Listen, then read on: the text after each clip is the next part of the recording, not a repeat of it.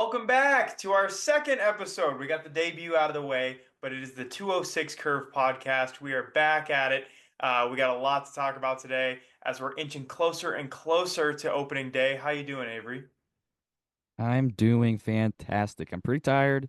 I filmed another podcast last night and worked on that all day today. But yeah, I'm a busy man, but I'm ready to go for the Mariners. Yeah, he's a podcasting machine. I'm lucky to have locked him down. This is just never forget your first. This is your first podcast. So what's the timeline for your other podcasts and kind of what's it going to be about? It's called Golf Shenanigans with my three golf buddies that I met in college. Um, we don't have a timeline at all. We've been talking about doing something for a couple years now. I have an account on X called Golf Shenanigans that Okay, I've been kind of running with. cool. Finally, we recorded a little draft for this Players Championship that's starting tomorrow. There you go. So, pretty exciting stuff. No timeline Okay. at We'll all. we'll keep We it might do another we'll, one. we'll keep it posted. We might do another one. It might just be a one and done special. That okay, We'll that's definitely exciting. do one in a month at Okay. least. In a That's month. for sure. We'll table it for in a month. Right now it is March 12th. April 12th, we're gonna check in. Where is golf shenanigans? Okay, well, I mean, we have a lot of things we're gonna talk about today regarding the Mariners. But I mean, I just want to kind of start with this. NFL free agency. I mean, this model of free agency is way better than the MLB. I mean, you don't have the winter meetings, you don't got the, waiting after Christmas time, you don't got agents like Scott Boras who are holding teams hostage. I mean, it is absolutely nuts, man. 3 days to kind of sign everybody you want. Yeah, I think Scott Boras not being there is the key figure. Yeah, for Um, sure. it's pretty amazing. I mean, our Hawks signed DeMarcus Lawrence today. Uh, We're truly Kind of going all crazy. in on attacking quarterbacks, whether it's our own or the others. Doesn't Ex- matter. Exactly, exactly. No, I've always kind of thought about it. The past couple free agencies in the MLB, obviously with Ohtani and Roki Sasaki and Juan Soto. Those sweepstakes are really fun to follow. They're obviously the marquee free agents, but I feel like there's got to be some sort of deadline to get it going because we saw a few years ago kind of a trend of players signing right before spring training, and that really messes up with the chemistry. You get kind of in those bad situations like Jordan Montgomery and the Diamondbacks, and I'm just really thinking there needs to be some free agency deadline. But I guess how do you even enforce that? You know what I mean? I don't think you can, but like with some of these pitchers that sign late, like that's horrible for their schedule. They need a lot of time to ramp up. That's why they Right, get to spring training earlier than everybody else. right. And and even when they do get there earlier, like I feel like every pitching staff in Major League Baseball is horrible in spring training. The scores are off the charts. Maybe that's what it's Yeah. like every year, and I just am just now noticing it. But Mhm. the pitching's awful, which makes it kind of difficult to kind of decipher some of these Right. bullpen arms that we're going to talk about later. Right. Yeah. No, it does. Well, and I always view spring training from a hitter standpoint. You're just trying to see it, try to get that at bat going, tweak your stance a little bit. And I kind of feel the same way on the mound. I think that a lot of pitchers, they're obviously not throwing 100%, trying to, not fatigue their arm, but kind of get into the groove, maybe try out some new pitches. I know Bryce Miller always says he's got like 7 pitches, but like 2 years ago, he was just throwing his fastball 80% of the time. So, yeah, I mean, I definitely can see what you're saying. I mean, pitchers are getting, especially ours, I mean, they're getting absolutely rocked, and I hope that's not a telltale sign of our depth. But speaking of spring training, we're going to give you a couple updates about that. Unfortunately, the Mariners could not get through the spring training without a little bit of injury scares. We have Mitch Garver, who was hit on his hand during an at bat, but luckily, X-rays, which took for some reason 36 hours to deliberate about. I remember I saw him get hit in the hand. I'm like, what the hell? Like, where are these x-rays at? But it's just some swelling. And reports are that his hand is at 80%. He's probably going to take the rest of the week off and get back out there. But hey, that's a good sign. Quite good.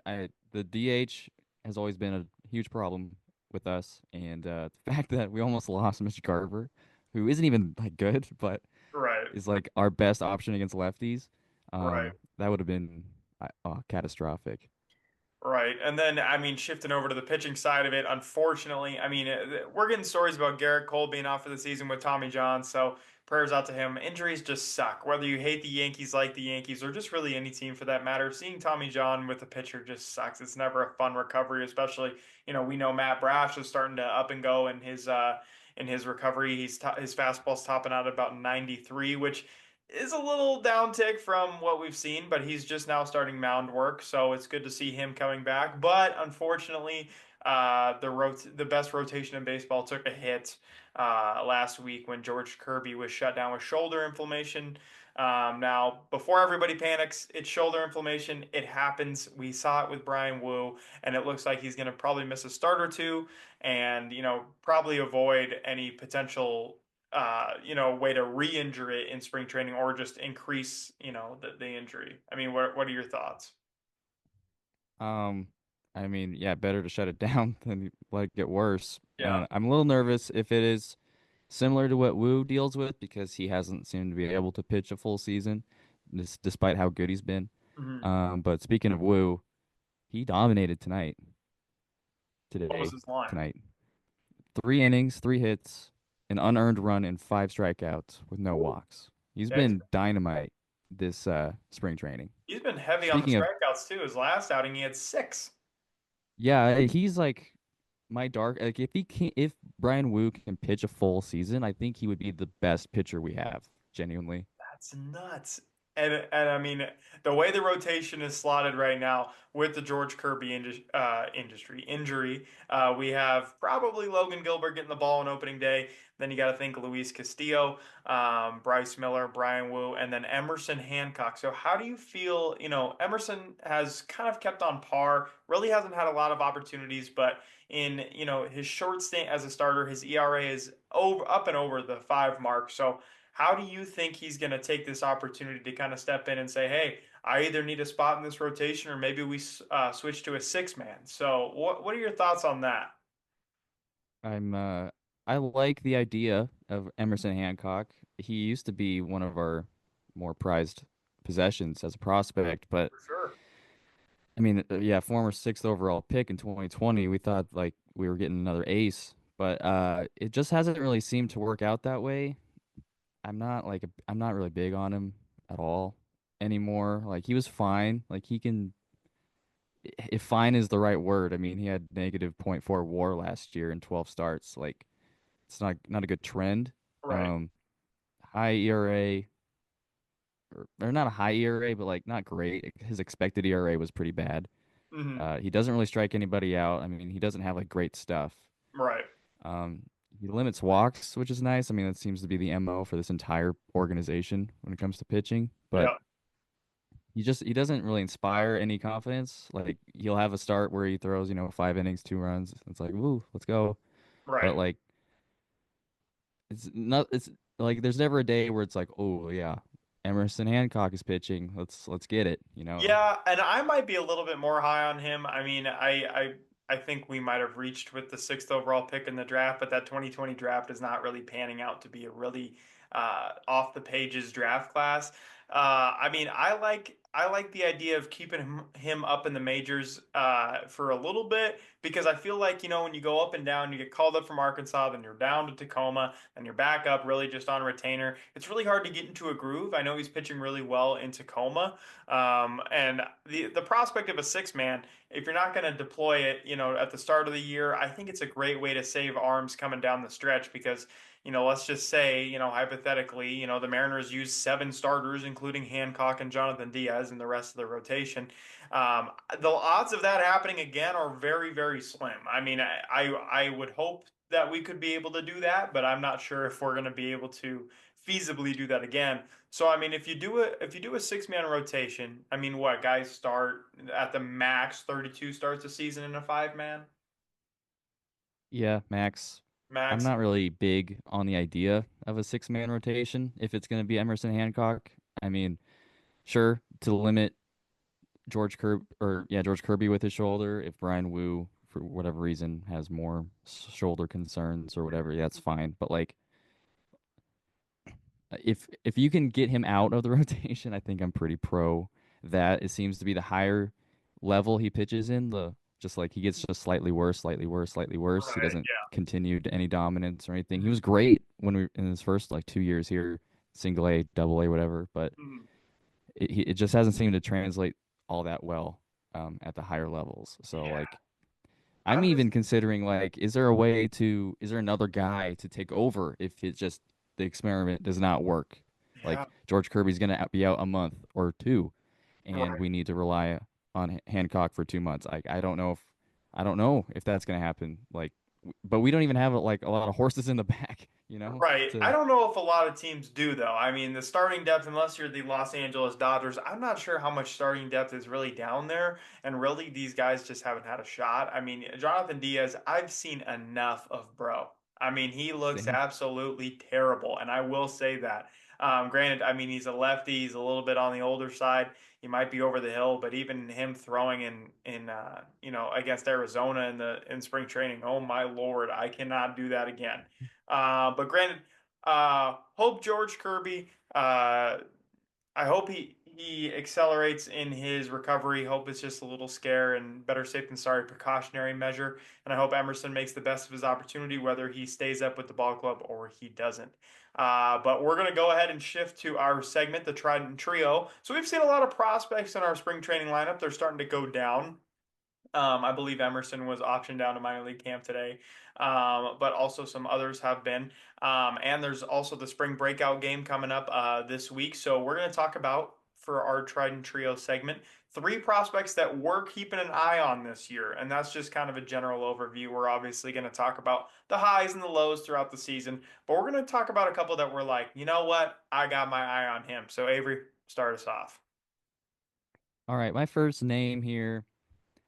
Most Mariner fans should know it, but if you don't, it's Ty Pete. Um, he's a pretty young guy. So if you don't know him, it's fine. He's still a teenager, but he's a shortstop turned center fielder.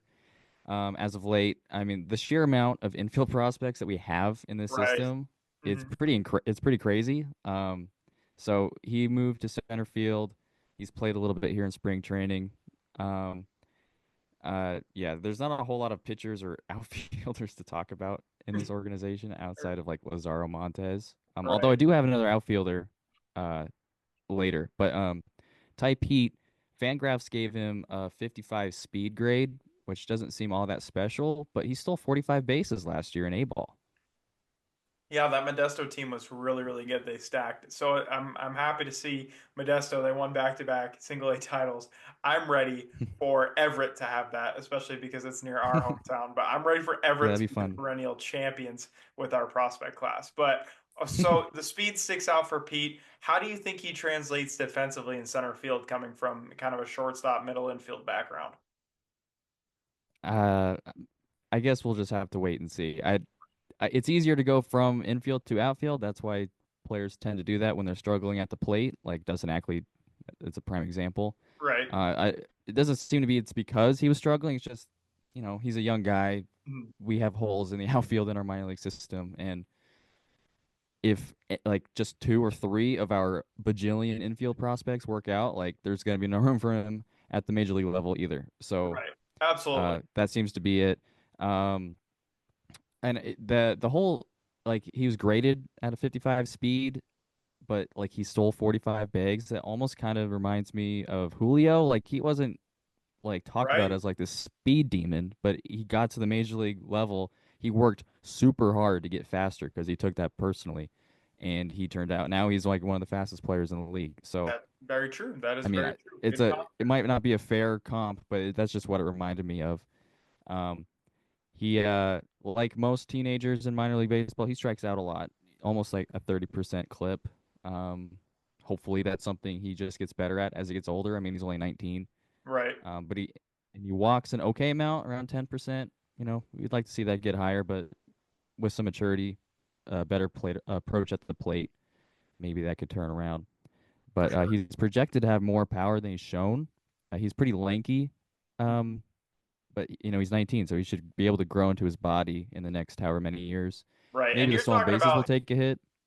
he Oh yeah, go was ahead. just 2 years away from or 2 years removed from the draft too. I mean, so he's already really producing well in A ball. So there's a lot of potential there. I mean, he was picked right after Formello.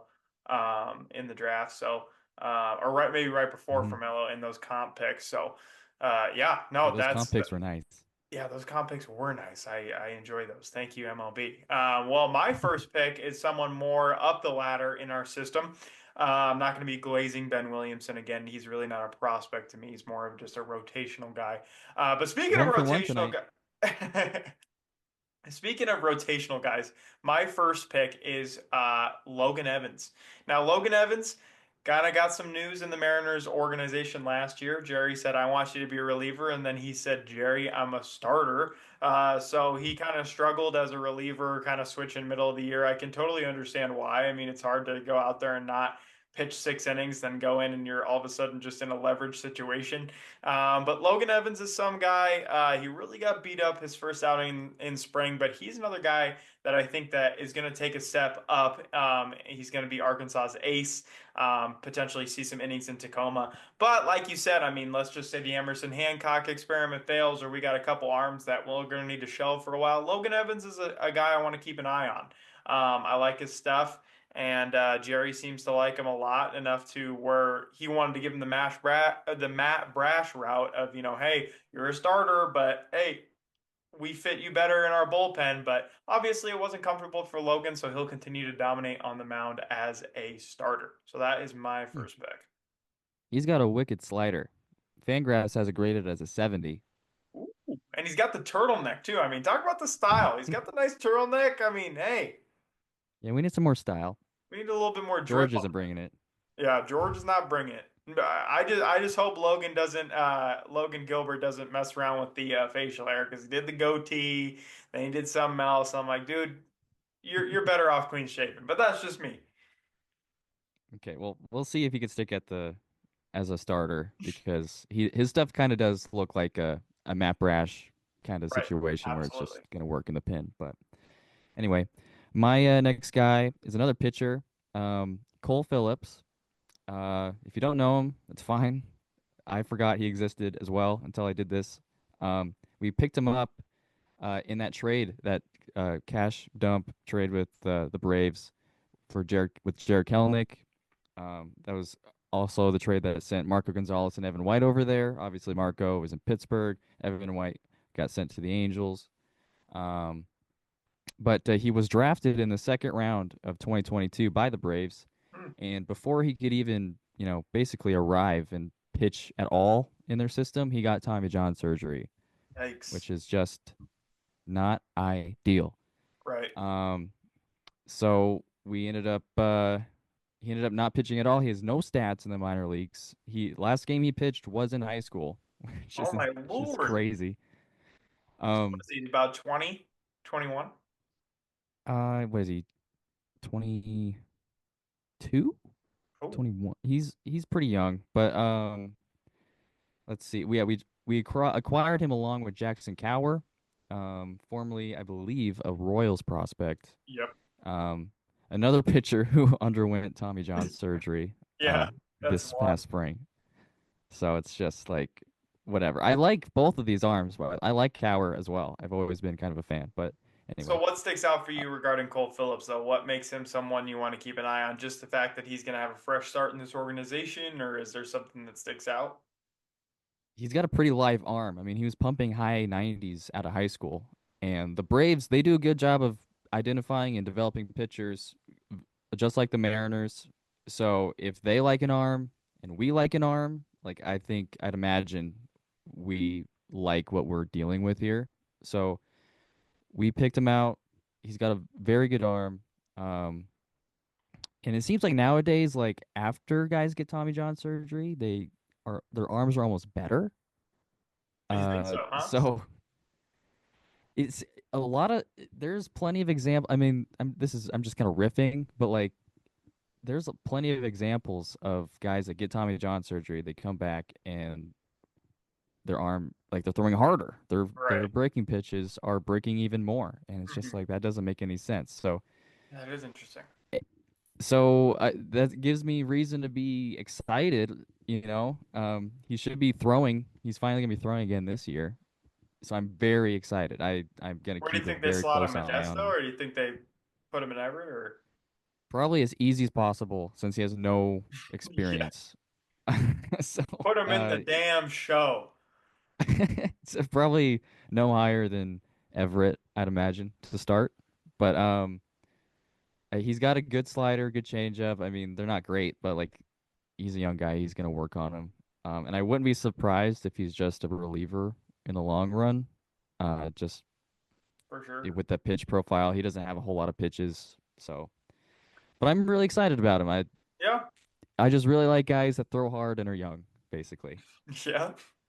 Yep, that is something to keep an eye on. All right, my next one is one where you're going to have to sit and wait a little bit, Mariners fans, to enjoy this experience. But Feline Celestin or Celestine, however you pronounce that name, he is going to be an absolute stud. We signed him in the international class 2 years ago.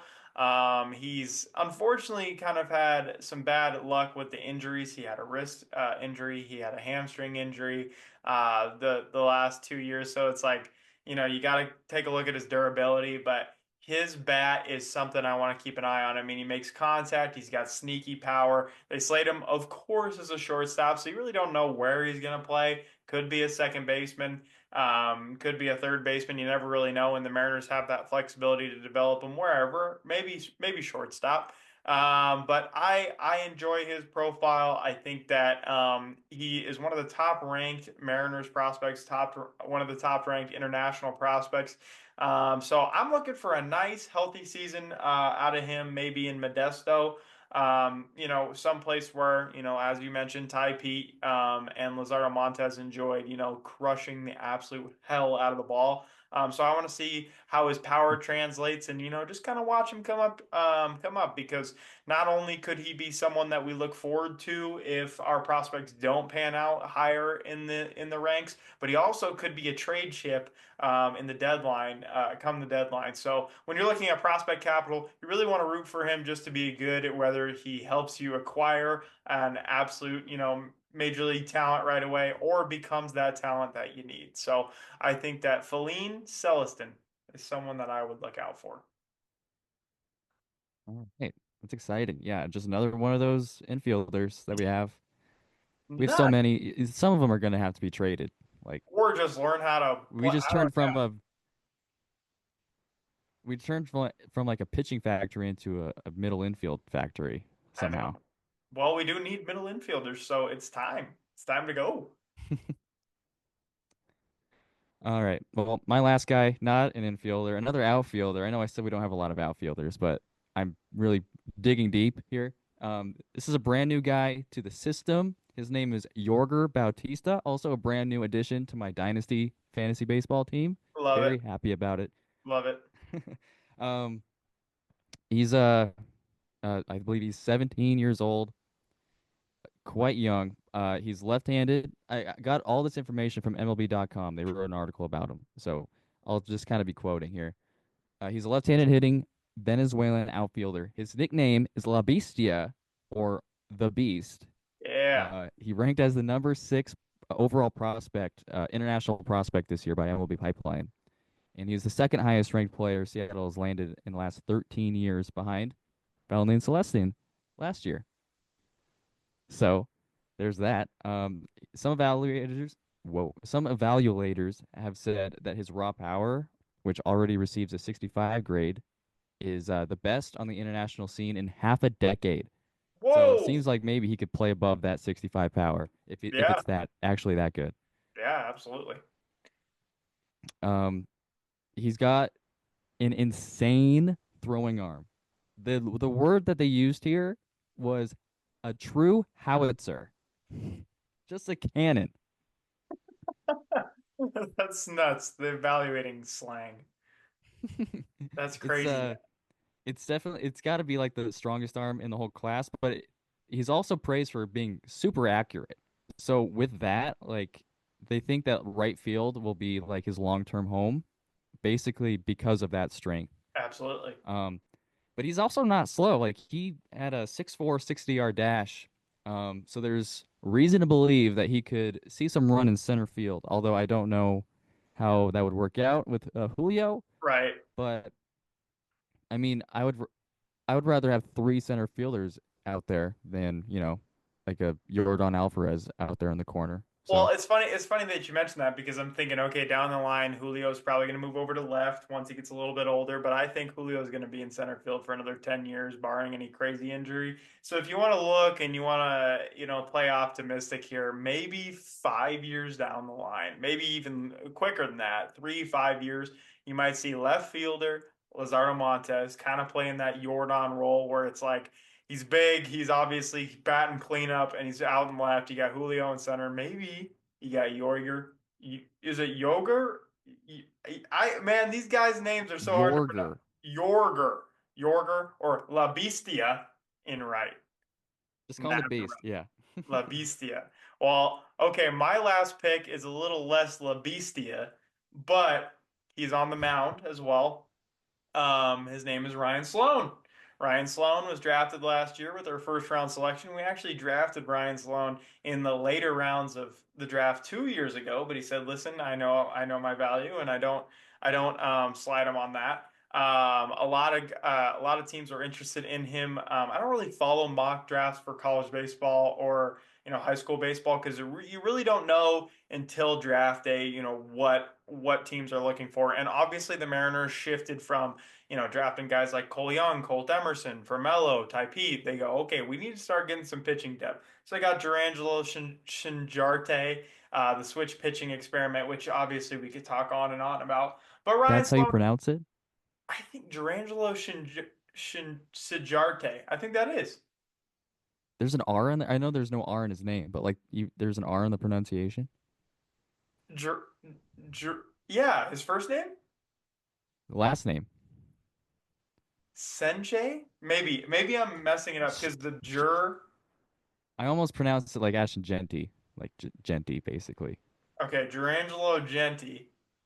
That's probably way Uh, wrong. but anyway, so Ryan Sloan, he's a stud. He's got the profile of Logan Gilbert and George Kirby, kind of the similar story right out of high school. I think that he is going to be someone that the Mariners are going to progress through the minors relatively quickly. It's always great to see when the Mariners get their guy, and it's clear when the Mariners get their guys. Kind of similar to, they wanted Logan Gilbert and they got him. They got George Kirby and they wanted him and they got him. So Ryan Sloan is someone that the Mariners have been after for a while. So I feel like the development plan has been in place for a while. And I'm excited to see him rise the ranks because although the pitching depth might be kind of scarce in regards to the prospect side, we still got plenty of guys, that can throw a couple innings if need be, like Jimmy Joyce, Blas Costanzo, and things like that. But it's nice to kind of see the prospects. We're slowly getting to the pitching side again because, as we fear, and we're going to talk about in an episode later on, the extensions for our rotation are going to be pretty hefty, and we have an ownership that is the opposite of hefty. So, with that being said, that closes our segment of Trident Trio. And we're going to end the episode with a little preview of what our bullpen could look like. Obviously, there's plenty. We obviously know the back end is going to be Andres Munoz, Matt Brash, but he's not going to be ready until April or probably about May. So someone's going to have to step up. We know Colin Schneider and Gregory Santos Saucedo and Spire will probably round out the back end of the bullpen, but there's still going to be about 2 to 3 spots where we're going to need to see some pitchers, and we're going to need them in the pen. So Avery, who do you think are who jumps out at you out of the field? Because there's plenty.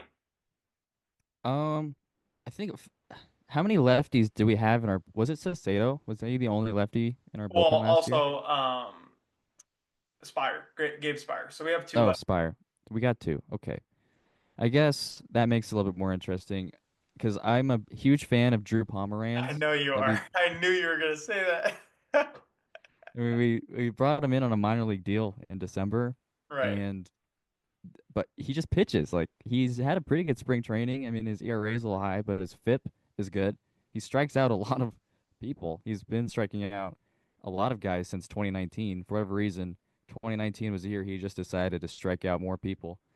And he's just been striking people out. I mean, he hasn't pitched in the majors since 21.